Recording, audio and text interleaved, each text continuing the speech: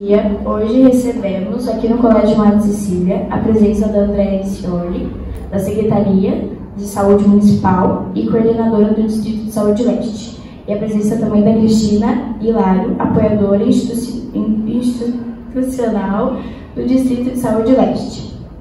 A gente tem algumas perguntas a fazer a vocês. Como que é organizado o sistema de saúde pública no nosso município? Bom, a Prefeitura de Campinas tem a Secretaria de Saúde, e a Secretaria de Saúde ela tem vários departamentos dentro dela.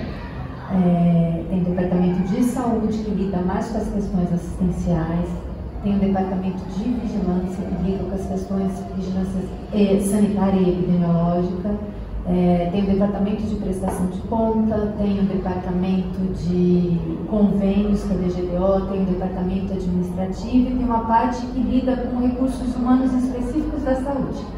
Aí a gente, eu e a Cris, a gente fica localizada dentro do Departamento de Saúde, que lida mais diretamente com as questões dos centros de saúde, dos equipamentos de policlínica, com os equipamentos de saúde mental.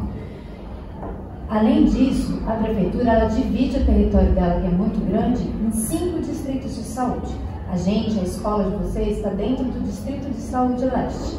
O Distrito de Saúde Leste, ele compreende a região aqui do Taquaral, a região do centro, com toda essa região central, a região do São Quirino, do Jardim Conceição, Vila 31 de Março, do Jardim Boa Esperança, Souza, Joaquim Egídio, Costa e Silva, e vai em direção até Jaguariúna, na região do Carlos Gomes, Alphaville e Jardim Miriam. É uma região muito grande, a maior região em extensão territorial do município de Campinas e muito populosa. A gente aqui concentra também uma quantidade boa de universidades e hospitais na nossa região.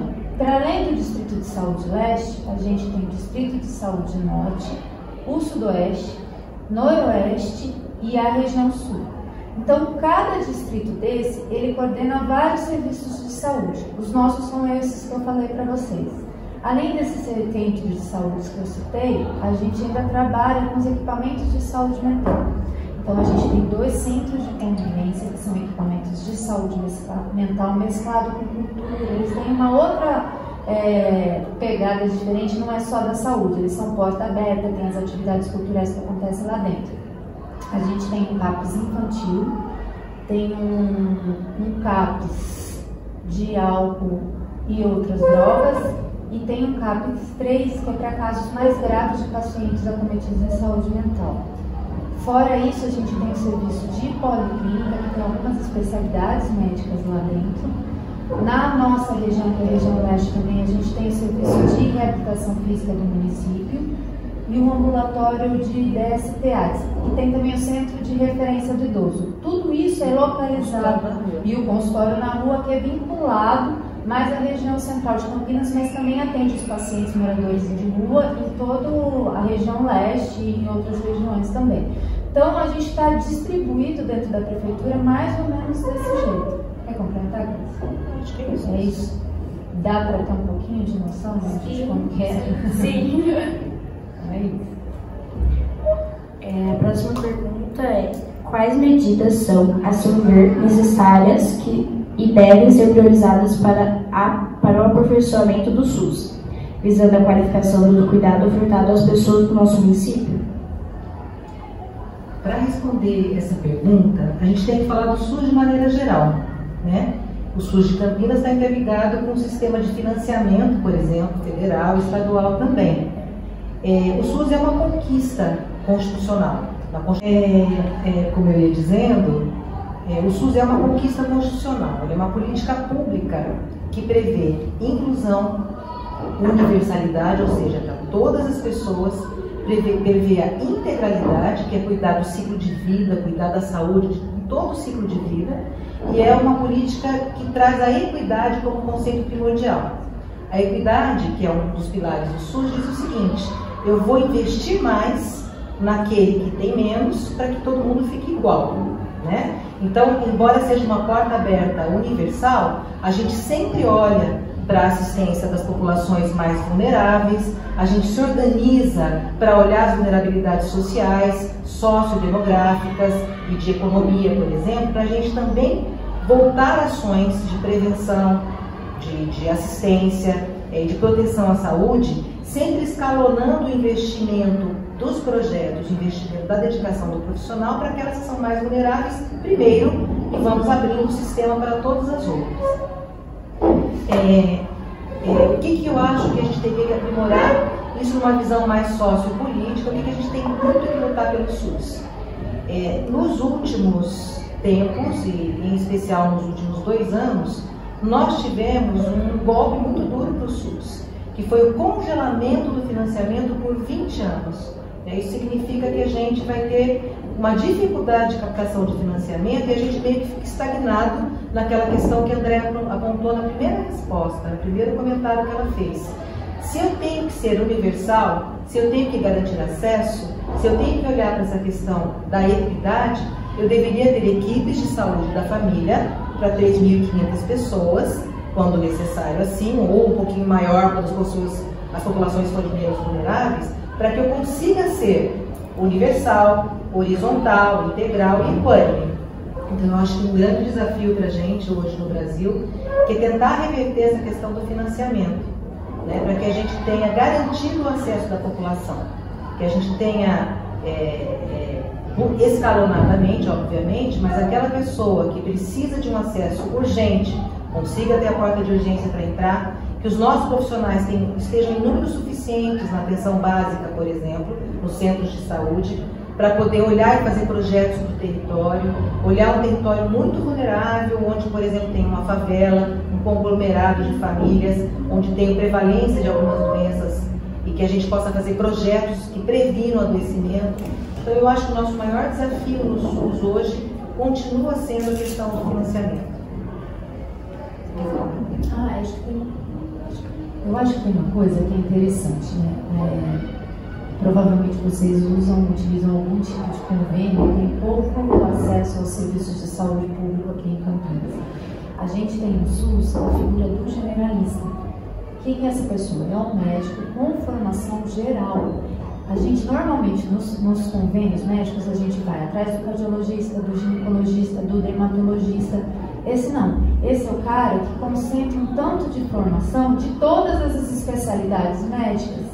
E o SUS tem se organizado com uma figura desse profissional médico, né, que é um profissional hoje em falta dentro do Sistema Único de Saúde. Eu acho que essa é uma grande dificuldade que a gente tem. As universidades ainda, elas oferecem mais vagas na residência das especialidades e menos vagas na residência geral, né? Então essa é uma dificuldade também que a gente tem que superar e vencer para a gente ter mais desse profissional para trabalhar do jeito que a gente quer, né? É muito importante que nós tenhamos mais profissionais médicos relacionados com a saúde clínica geral, que pode ter uma noção de uma medicina integrada e depois que faça então o direcionamento nas especialidades. Recentemente, temos visto o avanço de doenças tropicais como a malária no norte, sem falar de dengue, zika e chikungunya em todo o país, que pareciam praticamente erradicadas. Como compreender a volta dessas doenças e que relações podemos estabelecer com a falta de investimentos em atenção básica e no próprio SUS como um todo? Essas doenças que a gente chama de doenças emergentes e reemergentes, elas têm a ver com políticas integradas. Então, para que a gente pudesse ter realmente um controle sobre a reemergência de doenças como a malária, por exemplo, a gente teria que ter uma política ambiental muito integrada com a política de saúde, uma política de urbanismo muito integrada com a de saúde. A malária está necessariamente relacionada a desmatamento, né? Quando eu desmato e avanço para a floresta, eu exponho mais as pessoas. Na questão de dengue, chikungunya, tem a ver com vetores, com a Aedes aegypti que é muito presente em regiões tropicais. Eles foram importados, né? A Aedes aegypti, olha o nome. Eles chegam no Brasil e nos países tropicais com grande facilidade de proliferação, né? Nós somos quentes, úmidos, temos muita chuva. O que a gente tenta fazer na saúde pública em relação a essas doenças? Prevenção. Estar preparado para ações curativas quando necessário, mas a gente tem que focar a nossa ação, combinada com essas outras políticas, em prevenção. Então, por exemplo, que os nossos agentes comunitários de saúde e agentes de controle ambiental fazem durante todo o ano, independente de ter doença ou não. A gente vai nas casas, ver se tem criadora de mosquito. Né? A gente vai em lugares onde urbanisticamente tenham problemas, acumuladores, locais onde são depositado lixo, para a gente tirar, remover criadouros para evitar a reemergência dessas doenças. A Andréa estava falando um pouquinho, eu acho que vale a pena citar assim, a questão do sarampo, que a gente tinha erradicado no país. Ele retorna de navio da Europa para a gente teve um caso de um cruzeiro que aportou no Brasil, mas por que será que o Brasil está tendo de novo casos de sarampo se ele tinha erradicado? Porque em algum momento nós perdemos a cobertura vacinal das pessoas. Existe vacina para sarampo, não era para estar tendo caso de sarampo. Se a gente não faz uma política de educação e de comunicação adequada também para a população, as pessoas vão se sentindo seguras e param de tomar vacina. E a gente vai ficando vulnerável. Então, o sarampo tem várias explicações, essa é uma delas. Então, o que nós estamos fazendo agora? Além das ações de controle, que tem um caso, a gente vai correndo lá para fazer o bloqueio do caso, como a gente chama, a gente, paralelamente a isso, está voltando a olhar com muito cuidado para a cobertura vacinal da população, do sarampo e de outras doenças virais ou infecto-contagiosas que são preveníveis. Eu acho que é muito importante mesmo essa coisa do sarampo. Ela demonstra bem que a saúde sozinha, ela não consegue dar conta dos problemas que a gente tem de saúde, porque eles estão interligados com outras políticas, que é isso que você está falando, né? A gente hoje em dia percebe que as pessoas, como a Cris falou, se sentem protegidas e não procuram mais atualizar a carteirinha vacinal. E aí, quando a gente tem uma população, uma quantidade maior de pessoas expostas, não cobertas, quando entra um caso, a chance de circular rapidamente é muito grande, né? No caso, nós precisamos ter, então, voltar com a conscientização da vacina, né? Da importância da vacina. Então, o que nós observamos na mídia dizendo que o sarampo voltou por causa da entrada de venezuelanos, isso é errôneo. No estado de São Paulo não é a origem a gente tem a introdução de algumas cepas que vieram da Venezuela, sim, mas no estado de São Paulo não, veio da Europa. Então, e se a gente for observar, não sei se vocês chegaram a ver, a gente tem nos Estados Unidos grandes surtos de sarampo acontecendo em Nova York, a gente teve uma quantidade grande de casos, e na Europa também. É muito desse movimento das pessoas se sentirem seguras e acharem que não tem mais necessidade de vacinar. Né? Se a gente procurar aqui na escola a carteirinha vacinal de todos os alunos que estão aqui, a gente não sabe dizer de verdade quantas pessoas estão adequadamente vacinadas ou não. E assim vai. A gente estende isso para toda a população do município de Campinas, do estado de São Paulo. É isso que está acontecendo. Quais são as doenças que mais preocupam a saúde em Campinas? As que mais preocupam a gente são aquelas que trazem letalidade ou sequelas importantes para as pessoas. Então, e isso acomete no ciclo de vida jovens e adultos. Então, o nosso foco sempre de preocupação é aquilo que não chama atenção na mídia, que são as doenças crônicas, diabetes, hipertensão. Então, você às vezes vê numa tabela de publicação de dados epidemiológicos anualmente, olha, morreram tantas pessoas de infarto agudo do miocárdio. Morreram ou estão sequeladas, tantas pessoas porque tiveram AVC, tiveram acidente vasculocerebral. Essas doenças e esses agravos são evitáveis através de políticas combinadas também. A diabetes é evitável ou é controlável, a hipertensão é evitável ou é controlável. Então, hábitos saudáveis de alimentação, hábitos saudáveis de movimentação do corpo, atividades físicas, são sempre preventivas para quem já tem a diabetes ou hipertensão ou para quem possa adquirir. Então, a nossa preocupação é muito voltada para isso, porque isso mexe grandemente com os indicadores de saúde de qualquer lugar. Obviamente que a gente também se preocupa com outras doenças, que são as doenças sazonais, por exemplo. Então ficamos sempre muito alerta quando chega o inverno. A gente se preocupa com asma, com as doenças respiratórias, com várias outras questões. No verão a gente vai se preocupar com dengue, com chikungunya, vai se preocupar com zika, né? Tem a sazonalidade dessas doenças, que são doenças que podem ser evitadas através de atividades de promoção à saúde e prevenção de agravo. Prevenção de agravo, a gente diz, quando eu tenho hipertensão ou tenho diabetes, mas faço prevenção de coisas que vão agravar essa situação. Eu ando, eu me alimento saudavelmente, faço controle da minha pressão. Se eu tenho que tomar medicação, eu tomo adequadamente. E a promoção e a prevenção da doença em si é quando ela não está instalada. Muitas vezes eu tenho atividades de comunicação de saúde, de educação de saúde, de promoção do autocuidado para desenvolver. Acho que isso é interessante um dia, se vocês quiserem olhar, o gráfico de mortalidade do município de Campinas. Vocês vão encontrar lá os tipos de câncer que mais matam no município. Então, entre as mulheres, o câncer que mais mata é o de mama e depois de intestino, né? E as doenças associadas aos problemas de hipertensão e diabetes são as doenças que mais matam mesmo. Em Campinas, no estado de São Paulo, a gente começa a crescer isso. Vocês vão ver que no panorama mundial, à medida que a gente vai conseguindo controlar mais as doenças tropicais, sazonais, a gente vai envelhecendo. E envelhecendo, a gente começa a ter as outras doenças que a gente não teria se a gente tivesse falecido novo, entendeu, gente? Então, aí vem a importância dessas doenças que a gente chama de silenciosas, porque elas vão acometendo a gente devagarinho, aos poucos, e de repente trazem problemas sérios de saúde pra gente. É isso. O envelhecimento da população é um fato real que requer cuidados.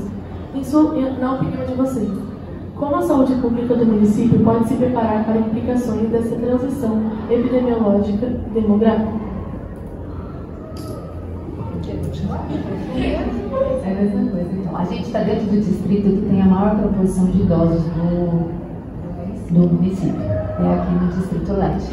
Então, se a gente vai ver, a gente recebe, gente, os boletins de informes de óbito de todo mundo no centro de saúde, conforme a pessoa morre. Então, a gente vê aqui muitas pessoas na faixa dos 80, 90 morrendo, né? Isso é bem bom, porque senão que a gente está vivendo mais aqui. Mas para a gente envelhecer, a gente tem que começar a pensar em envelhecer com saúde. Então, a gente também percebe nessa região, principalmente na região central, um grande número de idosos vivendo sozinhos. Os filhos crescem, tomam um rumo na vida, que é o normal, natural, e aí esses idosos começam a morar sozinhos. Então, essa é uma preocupação grande da gente dentro da saúde, mas que é ligada à área de assistência social também. Como é que a gente ampara as pessoas que estão envelhecendo, que não têm mais condição de tomar conta delas próprias sozinhas? Isso é um grande problema que a gente tem que olhar para eles. A outra é essas medidas que a gente já estava falando. Então, investir em medidas de controle da população que fuma é importante. O tabagismo é uma coisa importante da gente lidar com ele. Sedentarismo, os hábitos alimentares da gente, a obesidade. Mas mais do que isso também, uma coisa que é ligada à saúde são as atividades culturais e as vivências dos idosos. Eles têm envelhecido e têm ficado muito sozinhos. E isso é um fator sério que agrava muito a saúde deles. E a gente ainda não está preparado para isso, né? A gente normalmente tem o hábito de deixar o idoso mais restrito, ele não sai tanto. Começa a perceber, os idosos que têm mais saúde são os que têm mais círculos de convivência, que têm atividades espirituais, vão às igrejas, aos cultos, aos lugares que eles frequentam, que têm rodas de amigos que eles podem conversar, e trocar as experiências deles. Então, somado às questões de saúde específica mesmo, biológica, tem todas essas questões culturais e de convivência que afetam a saúde do idoso. Então, a gente tem que estar atento para essas duas questões, eu acho, principalmente. Sei lá, acho que é isso. Acho que, como a André coloca, o envelhecimento, se você não cuida dessas questões, que são as lúdicas, as artísticas, a de circulação, ele traz isolamento. o isolamento traz 1000 coisas junto com ele, traz depressão, agrava as questões de memória do idoso e tudo mais. Quanto mais isolado ele fica, mais ele fica alienado do entorno. Uma coisa que a gente tem pensado, mas é aquilo que eu disse, se a gente não desbloquear o congelamento de financiamento, a gente não vai conseguir, por exemplo, ampliar muitos centros de convivência, que a Andréa falou. Esses lugares seriam perfeitos para eu ter os idosos circulando, assistindo um filme, uma tela de cinema, fazendo uma discussão depois sobre aquele filme, saindo de uma caminhada junto com as pessoas. Então, hoje em dia, o que a gente tem são alguns projetos bacanas que acontecem nas unidades básicas de saúde, mas que ainda não conseguem ser universais para toda a população idosa que necessita. Então, programas de caminhada, de Liancum, de outras modalidades de terapias complementares, a gente tem oferecido para essa população, é uma população muito carente. Então, se você vai num grupo muito de atividade física hoje, você vê pessoas acima da faixa de 50, 60 anos que aderem, aposentado ou está com uma dor nas costas e acaba indo para essas atividades. Uma outra coisa bem interessante que algumas unidades também estão fazendo agora, que eu acho que tem que ser o foco também da saúde, é nós cuidarmos dos cuidadores. Então, eu tenho às vezes o idoso que está acamado, está com sequelas, e quem cuida dele é a neta de 16. Ou então a esposa, que ele tem 88 e a esposa tem 80. Então, existe também uma questão que a gente tem que olhar que é para o coletivo, de maneira solidária com o sofrimento. Não é só o idoso que está acamado que precisa do nosso olhar. Quem cuida dele também precisa. E a gente tem visto também proliferar esses projetos que a gente chama de cuidando dos cuidadores, acolhendo os cuidadores, fazendo roda de conversa. Vamos ouvir o sofrimento dessas pessoas, que elas se fortaleçam, e a gente consiga, inclusive, linkar esse sofrimento com as outras políticas públicas, da assistência social, que às vezes tem cuidador. Eu posso rodiziar um cuidador da assistência social para liberar a pessoa que cuida para respirar um pouco, também fazer suas atividades. Então, acho que a gente aqui no Distrito Leste tem se deparado primeiro com essas questões, porque aqui as pessoas estão envelhecendo primeiro e vivendo mais. Gostaria só de dar um depoimento com relação ao cuidador idoso. O cuidador, ele também precisa estar amparado. E foi uma vivência que eu tive há alguns anos atrás, 4 anos com a minha mãe, e o quanto nós precisamos de um apoio, principalmente quando nós temos um idoso com mal de Alzheimer, né? E Parkinson.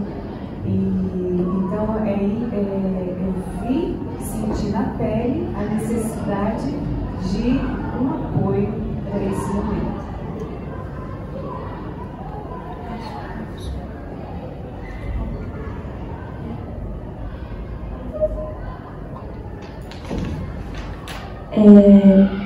Isso também é aplicado em Campinas para o público mineiro? Eu acho que é muito aplicável. Eu não sei se vocês sabem, que eu tenho muito orgulho de dizer isso, né? Embora tenha uma concorrência do mundo dizendo que o setor público é preguiçoso, que não trabalha, nós somos de uma geração que conquistou o SUS, que desbravou o SUS e que a gente ama e respeita o que faz. Então, eu vou dizer para vocês que Campinas foi a sementinha do SUS no Brasil. Aqui em Campinas, a população começou a se organizar, e intelectuais, sanitaristas, e as pessoas da saúde pública começaram a pensar nesse grande sistema público. Então, aqui em Campinas, nós temos muitas experiências que são de vanguarda. Elas aconteceram primeiro aqui, daqui elas foram copiadas para o restante do Brasil. Óbvio que a gente também não é dono da verdade, e a gente está observando também experiências exitosas em outros estados ou municípios, trazendo para nós também. Mas então, tudo que a gente está dizendo é muito aplicável aqui para Campinas. Essas experiências, por exemplo, que a gente diz para vocês, uma coisa importante, como lidar com medicação, ou como evitar tomar medicação o máximo que eu posso, se eu tenho ervas que eu posso tomar, chás que podem baixar minha pressão. Então, Farmácia Viva e vários projetos que Campinas desenvolve nesse sentido são premiados nacionalmente. Eles vão para fóruns de secretarias de saúde, de estado, do Brasil, e nós temos prêmios importantes em Campinas. O que nós precisamos, na verdade, é quebrar um preconceito contra a saúde pública para que as pessoas entendam, ela é para todos. e nós temos que ter capacidade de oferecê-la para todos, para todas as pessoas. Né? Acho que e assim a gente fortalece essa política pública, que não é de graça, a gente sempre fala isso. Né? O SUS não é de graça, o SUS não é para pobre, o SUS é pago com o imposto do cidadão desse país, né? O nosso salário, o imposto dos cidadãos estão pagando.